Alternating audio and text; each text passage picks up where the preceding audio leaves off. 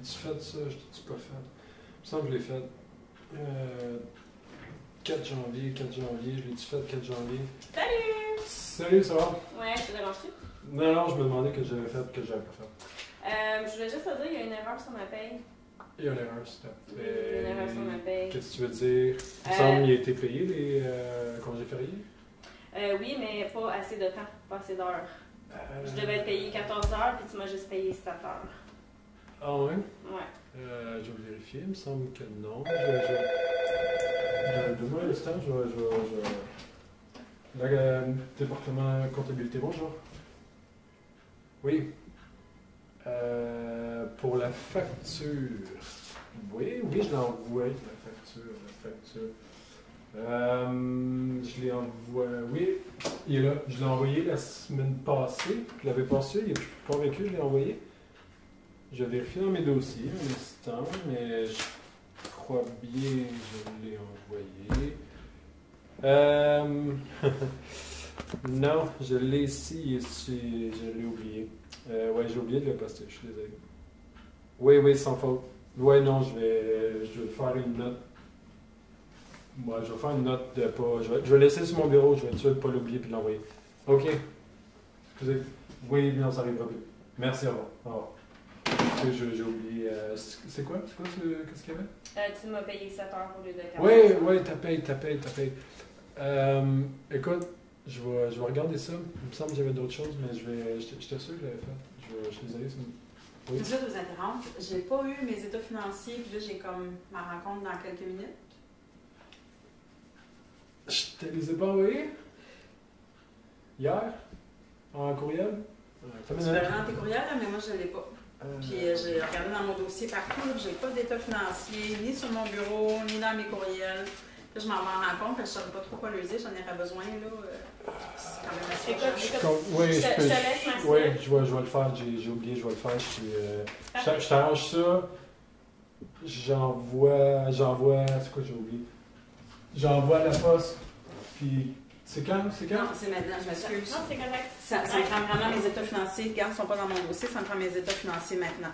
Est-ce que tu peux me les imprimer, s'il te plaît? Oui. Maintenant, s'il te plaît. Oui. Je t'envoie ça. Merci.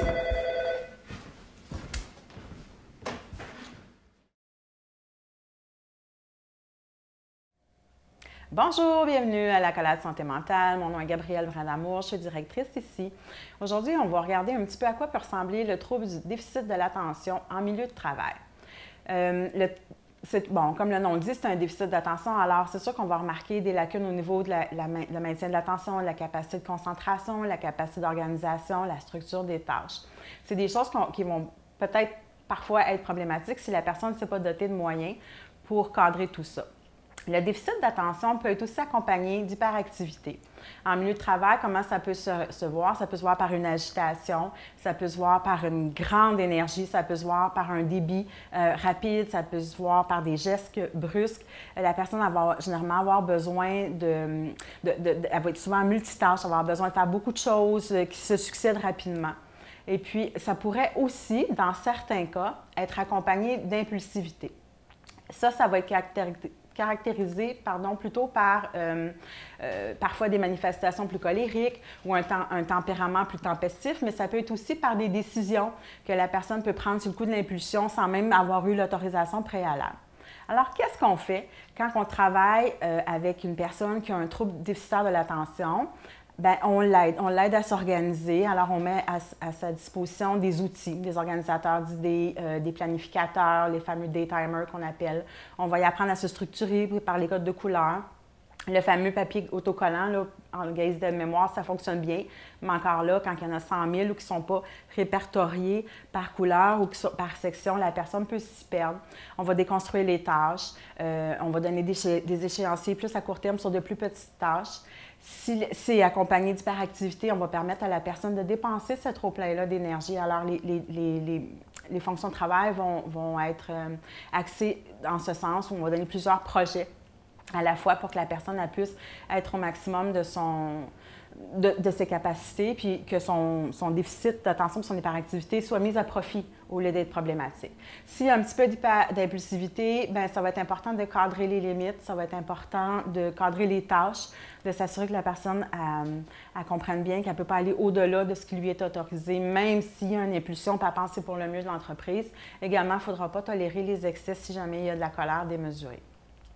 Ce qu'il faut comprendre aussi, c'est qu'à l'Accolade, on offre le service de formation en entreprise. Les formations qu'on offre sont adaptées à votre réalité de travail. Dans les scénarios, on a vu en ce moment un milieu de travail plus particulier, bon, un environnement bureautique, mais ça peut être adapté à différents milieux. Et nous, on fait ça, on s'adapte à vous. Ce que ça vous apporte de faire appel à nos services pour votre entreprise, ça fait en sorte qu'il y a une meilleure productivité chez les employés, ça fait en sorte qu'il y a un meilleur sentiment d'appartenance, la personne est investie, elle est mise en valeur dans ses traits personnels. Alors, on vous encourage fortement à nous contacter. Merci. Bonne journée.